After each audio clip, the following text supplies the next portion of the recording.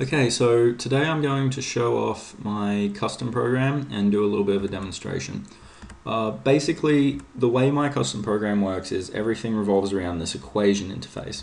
Basically, an equation knows how to solve for a double value of x and then return another double value. So this would be something along the lines of equation y equals x for x equals 5, and so equation y equals 5. And the interface also means that its children can return a derivative, which is the rate of change, and this itself is an equation, which is kind of interesting. It can create some recursion, but nothing has happened so far that's build breaking. The UI handler is a class which is basically designed so as that it can display some of the uses of the library. This includes the equation constructor, which basically takes this line of this string here and turns that into an equation. The equation constructor over here is kind of complicated, but basically it implements a two private types, classes or enums. The first one is the operator enum. It basically holds what operators are found in a given string. So it'll cycle through input string and find all of the pluses, minuses, slashes, and asterisks and turn them into enums. And also the bracket data, I believe, is in here. Apparently not. So bracket data is basically another object which holds the starting index of a bracket and the ending index of a bracket. So the index where the opening parentheses is and the index where the ending parentheses is in a given string. And it also holds the layer of the bracket. So if you have a bracket inside a bracket, the inside bracket is on the second layer, whereas the outside bracket is on the first layer. Oh no, here it is, private bracket data. Oh, sorry, no it's not. This is the bracket stripper. It returns an array of bracket data. So what this does is it goes through a given input string and finds all of the brackets. It then returns them all, and each bracket data knows, as I said, where it is in the string and the layer. This then gets sent by the constructor, which is the only public method. It gets sent to the, where is it here? The interpreter, which takes, the interpreter, which takes a string input character variable, which is basically if you want your equation written in terms of x, you write x. If you want in terms of t, you write t, and the bracket data of the brackets. It then goes through each bracket, and from the highest layer down, it solves each bracket. This means that if a bracket is inside another bracket, it can just treat the inside bracket as a equation itself and not have to solve the same bracket twice. This is an optimization bit. The rest of it's a little bit complicated and sequential, so I'm not really going to go through it, but that's the basic way the equation constructor works. You input it with a string and a variable character, and it outputs an equation. And here's an example of one of my favorite equations, the actual children classes, the exponential. Basically, an exponential has two private fields, which are both equations. Those are the exponent of the exponential and the base equation of the exponential. The exponential actually contains another private class, which is very interesting. The private class is the variable class here. The reason that variables exist inside exponentials is because variables are very volatile and have unpredictable behavior, as they don't really exist as a mathematical construct. So in terms of this program, what I've done is I've put the variable class inside of an exponential, and so I only have to catch variables in one place, and that is in the differentiation of exponentials. So if any other equation wants a variable, it simply instantiates a exponential, which is a variable. So it'll basically do x to the 1, and that will be considered a variable in all aspects, except it will work properly without needing to catch the exceptions further on in the program. This limits the amount of excess code. Basically, as I said before, equations know how to solve themselves. So most of my equations implement a math method.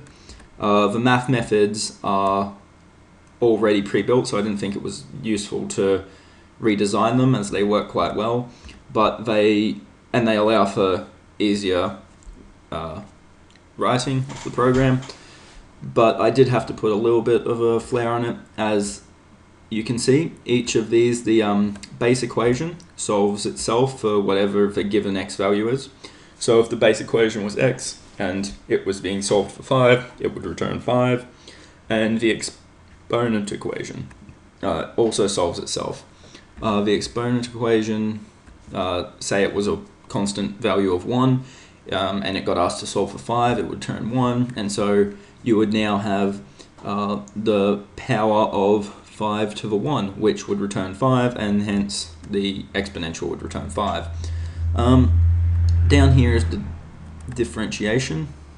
Here's the differentiation as a equation.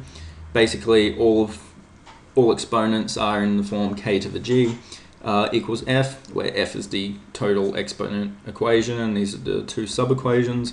And this is the equation for the derivative. As you can see, the derivative requires a log function, natural log function, and here you can actually see that in the UML, as the exponential actually requires the product, the sum, and the log equations to already exist. And that's from here, where it actually has to add products. So the result is a sum here, and it actually has to add products. So it's a sum of products in comparison to a product of sums. And here's the exception for a variable. Basically, if the variable was given its own way, it would just recursively call itself forever and never actually return a value. It would just freeze your program. And so it has to be caught here, and a constant value of 1 is put in. That's, just to break that infinite cycle. And this allows for variables to be called from all other equations just by instantiating an exponent to the power 1. Also, all equations, though it's not stated in the interface, it is stated in the UML diagram that all equations must instantiate or implement a two-string override. This is because all of the equations should be able to write out into a human-readable form, though it can be a little bit messy because there's no cleaning in this program. It just, so it won't recognize that zeros can be dropped. If you have 1 plus 0, it will write 1 plus 0, not 1 plus nothing, so it will only write 1. It will write 1 plus 0.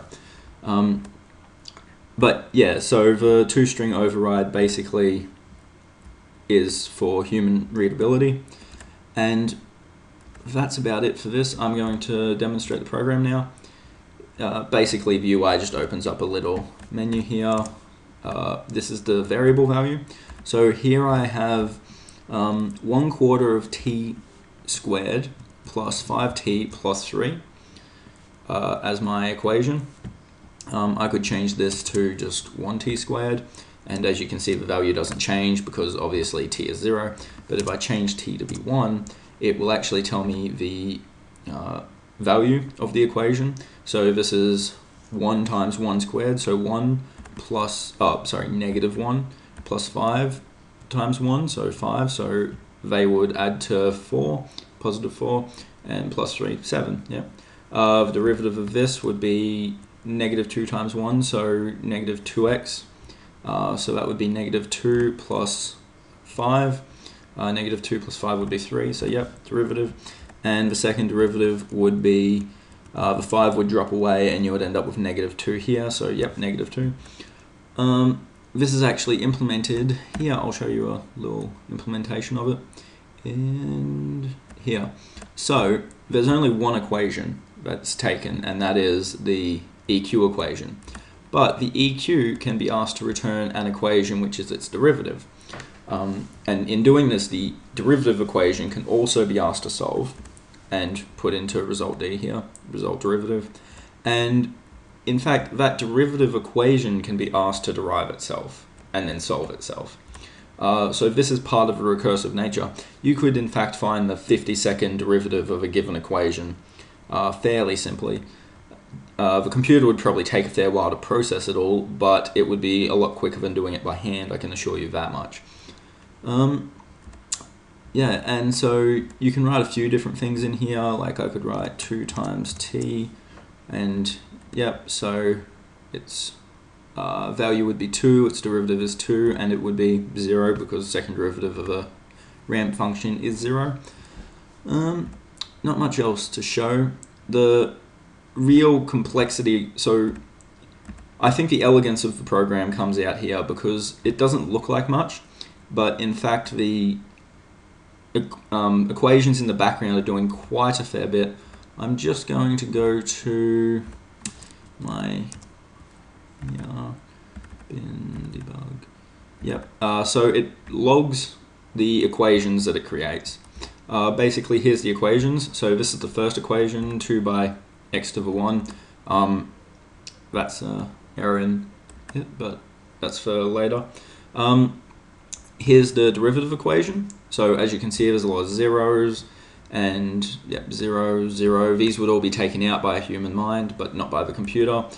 And this is the second derivative. Now, if you were to differentiate this, it would be, I've had them go 5 pages before on the third derivative, so it can get quite intensive quite fast because it's still deriving these zeros, which can be a little bit time consuming, but it still gets the right answer. And this here shows the complexity of what's going on in the background. It's actually solving all of this to give you a simple answer such as 2t for t equals 1 is 2 on the actual value, 2 on the derivative, and 2 on the second derivative. I think that's it for now. Thank you for watching.